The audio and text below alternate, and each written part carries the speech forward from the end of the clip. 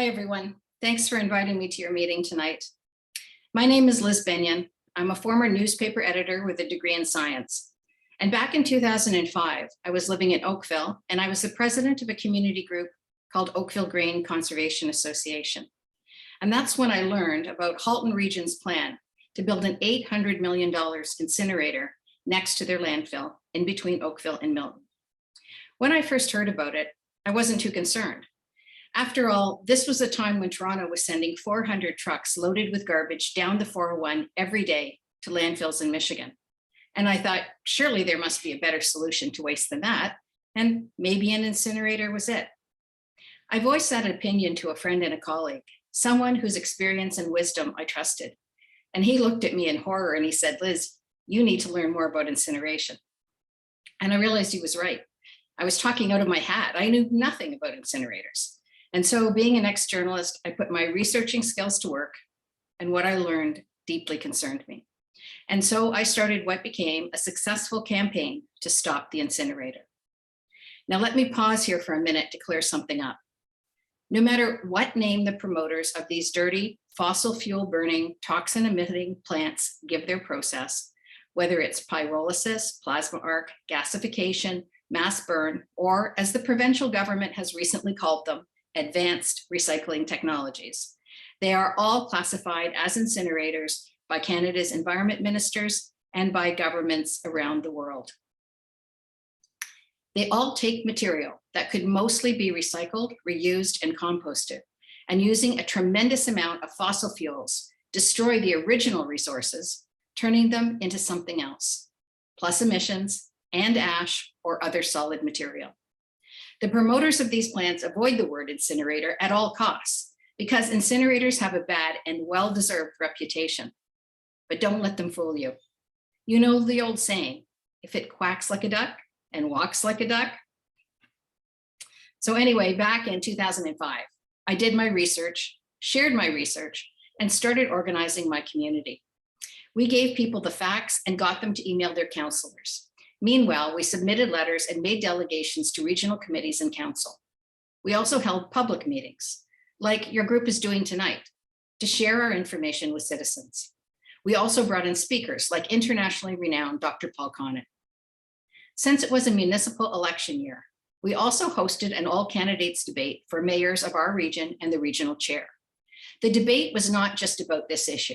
The questions asked were about a wide variety of topics, but we made sure one was about the incinerator. We also ran a candidate who was strongly opposed to the incinerator from a financial perspective. That debate made it clear to the front-running regional chair candidate that people cared about this issue and that they were paying attention to our candidate. So the front runner quickly went from having no opinion on the incinerator to promising that if he were elected, it would never be built. And when he was elected, we held him to that. I also had to build relationships with other citizens groups and help to start new groups around my region because there are 4 municipalities in Halton and I only represented one of them. So many of the regional councillors from other communities dismissed my group. So I helped form citizens organizations in Burlington and Milton that still exist today and made an alliance with a group in Halton Hills. And suddenly the politicians were confronted by constituents from all of their communities. We were able to prove that these plants never worked as promised. We proved that they had bankrupted some communities. We proved incinerator projects relied heavily on being subsidized by various levels of government. In other words, taxpayer subsidies. We proved their emissions were toxic. We gave our politicians case histories of failed incinerators from across North America. We sent them peer-reviewed studies on the health impacts of emissions. And we demonstrated that these incinerators did not solve the waste problem. In fact, they required a continuous waste stream to justify the cost in building them. And finally, we were able to provide alternate waste reducing policies and practices that were more fiscally responsible and more protective of the health of our citizens and the health of our environment. We were also aided by the local chief medical officer who ordered a peer review of the health impacts portion of the business case for the incinerator. It led to him telling regional councillors that he could not say that the incinerator would be safe or that it wouldn't harm the health of local residents. That was the final nail in the coffin. In the end, the regional council voted against incineration and introduced the green bin program to get compostable material out of the waste stream, and put in garbage bag limits and other measures to increase diversion and provide decades more life to our landfill. Once we had won our battle, I reached out to other groups across the province who I knew were fighting their own battles. At first, I thought I could provide them with information we had gathered on why incineration was a bad idea, but I found they already had that. What they needed help with was how to inform and organize their community to fight these plans. In other words, how to advocate effectively so that their politicians would do the right thing rather than the wrong thing. I went on to take all the things we had learned from the many successful campaigns Oakville Green had led, including the incinerator battle, and put them into a presentation called Organizing to Win, that I provided free to more than 30 groups around Ontario who were fighting various issues in their community. I also created the Ontario Zero Waste Coalition that brought 24 groups from around the province together to fight incinerators at the provincial and local level and promote zero waste policies and practices. In the end, and in many cases with the help of Linda Gasser and Wendy Bracken from Durham, we were able to stop incinerators in Meaford, Port Hope, Brantford, Six Nations, Thorold, Windsor, Hamilton, and in a collection of counties in southwestern Ontario. You can fight these projects. Citizens just need to work together and effectively lobby your elected officials. I've found that most politicians want to get reelected, so you are in a good position to stop this thing, as this is an election year, and you can make it clear that no politician who is in favor of it will get your vote. I cannot stress strongly enough that the best way to stop these proposals is for citizens to contact their elected officials and candidates for office and tell them you will absolutely not vote for them if they support this plan. What else came out of our lobbying is that the province decided to focus efforts on creating a circular economy so that resources didn't go to waste. They created a stakeholder group consisting of industry, recyclers, institutions, municipalities, and citizens, including me, that met for 2 years to help create the Waste-Free Ontario Act. The act was meant to change the way we manage resources, to make producers responsible for post-consumer products so they would design them with the environment and reuse in mind, and to create jobs through developing a robust Ontario reuse, recycling, and composting industry. They also stopped offering a subsidy for energy produced by incinerators.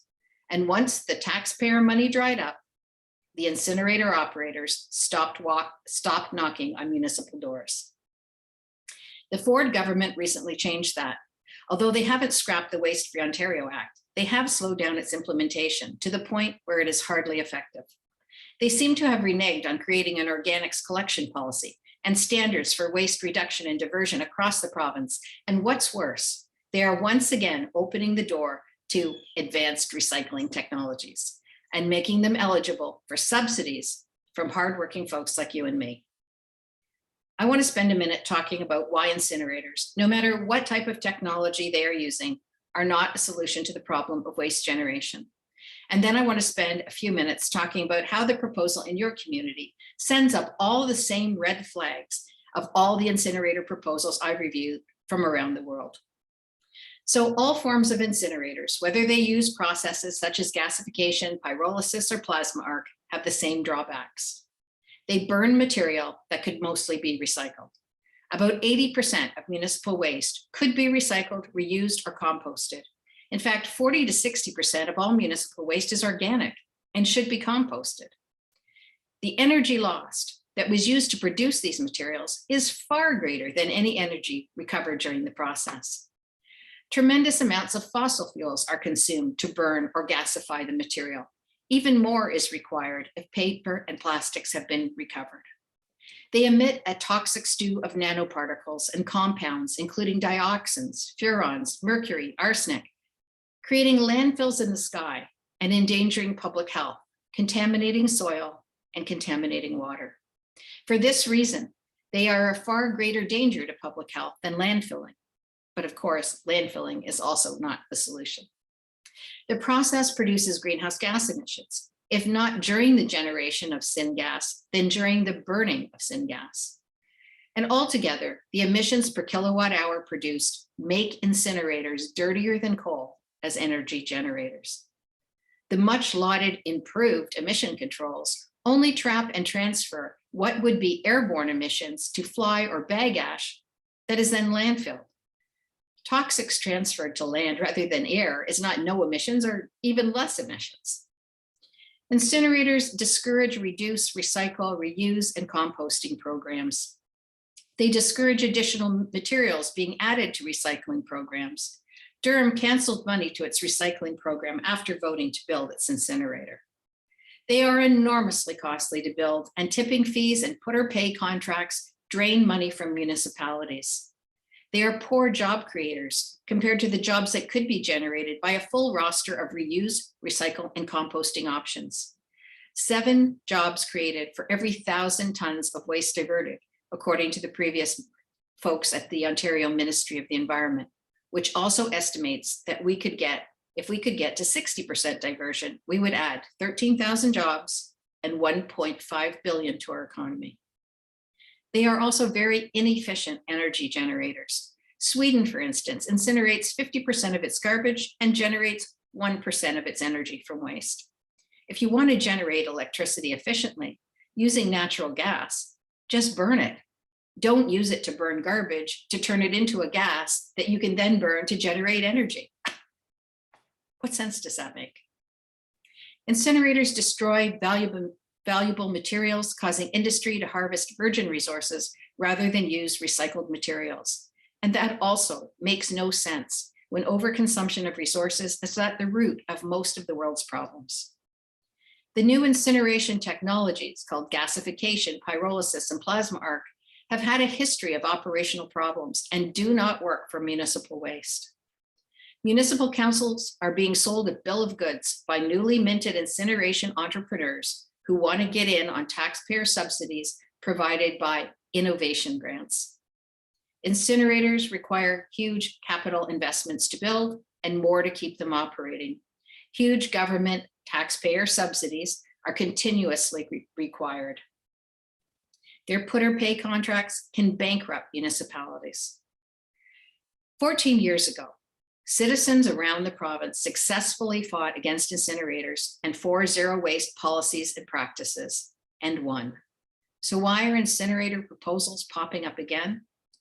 Because, as I mentioned, the incinerator entrepreneurs have been lobbying hard, and the Ford government has changed the policy and is making taxpayer-funded subsidies available to them.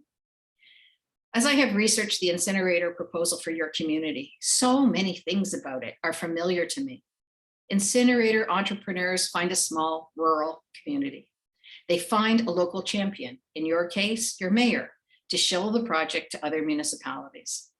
Local citizens are kept in the dark, and much seems to be happening behind closed doors until it appears to be a done deal. Citizens are not being given any real information. For instance, the company behind your proposal opened a demonstration plant in Chester, Nova Scotia 2 years ago. How's that working? What's the plant's emissions data? What have they produced? And is there a market for it? What impact has there been on the local community, its water, its land, its population's health? Did they employ locals? And if so, how many? What is it costing the area's municipalities? Were they able to sell their pellets to Emera Energy? Are they fueling their operations with their own biofuel? Have any of those questions been answered? The Chester project is relying heavily on government subsidies, receiving $2.6 million in government funding. The Chester plant also received a $350,000 loan. You can find a lot of hype about the Chester plant before it was built and when it was supposedly starting operations in March of 2020, but you can find nothing since. Is it in operation, or has it failed like all the others? Are you getting the truth about the technology? In the company's news articles, including in Canadian Biomass, in May 2020, it was being promoted as a new and proprietary technology that its principals developed.